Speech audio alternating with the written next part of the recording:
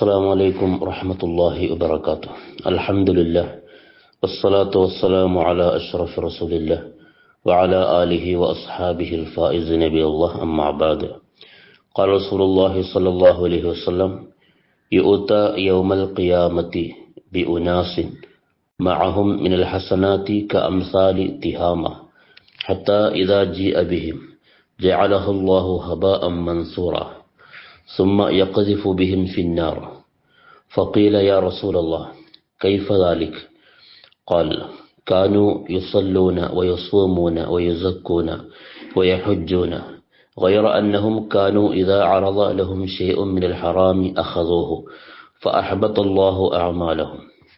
മുത്തനബി സല്ലല്ലാഹു അലൈഹി വസല്ലം പറയുകയാണ്: യുഅ്താ യൗമൽ ഖിയാമത്തി, ഖിയാമത്ത് നാളിൽ കൊണ്ടുവരപ്പെടും, ബി ഉനാസിൻ, ചില മനുഷ്യരെ, മഅഹും മിനൽ ഹസനാത്തി കഅംസാലി തിഹാമ, തിഹാമയിലെ പർവ്വതത്തെ പോലെ വലിയ നന്മകൾ അവർക്കുണ്ടാകും, പർവ്വത സമാനമായ നന്മകൾ.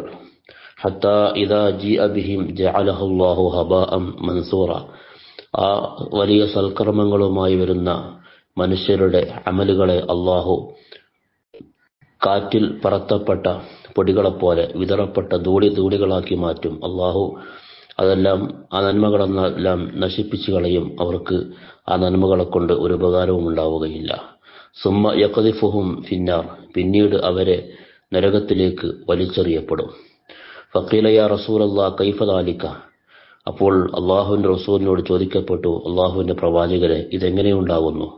ഖാൽ, അപ്പോൾ നബി സല്ലല്ലാഹു അലൈഹി വസല്ലം തങ്ങൾ പറഞ്ഞു: കാനൂ യുസല്ലൂന വയസൂമൂന വയുസക്കൂന വയഹുജ്ജൂൻ, അവർ നിസ്കരിക്കുകയും നോമ്പനുഷ്ഠിക്കുകയും സക്കാത്ത് കൊടുക്കുകയും ഹജ്ജ് നിർവഹിക്കുകയും ചെയ്തവരാണ്.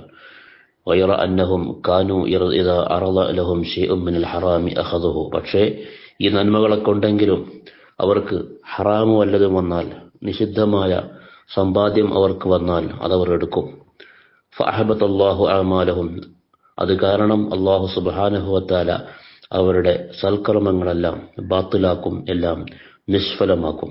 അപ്പോൾ ഒരു മനുഷ്യന് എത്ര തന്നെ നന്മകളുണ്ടെങ്കിലും സാമ്പത്തികമായ ഇടപാടുകളിൽ അവൻ ഹറാമും ഹലാലും സൂക്ഷിച്ചിട്ടില്ലെങ്കിൽ അവൻ ചെയ്ത നന്മകൾ അത്രയും നിഷ്ഫലമാകുമെന്ന് ഈ ഹദീസിലൂടെ മുത്തുനബി സല്ലല്ലാഹു അലൈഹി വസല്ലം താക്കീത് നൽകുന്നു. മഅദല്ലാഹ്.